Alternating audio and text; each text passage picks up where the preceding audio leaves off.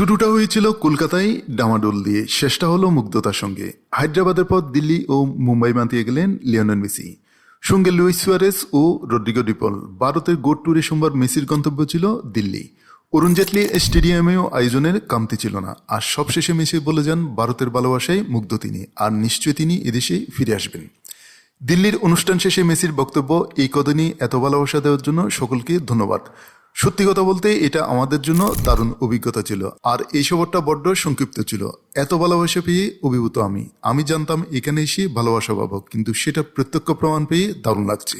তারপরেই মেসি বলেন, গত কয়েকদিনে আমাদের জন্য আপনারা যা করেছেন তা নিঃসন্দেহে মুগ্ধ করে দেওয়ার মতো। পাগলামি বললেও কম না।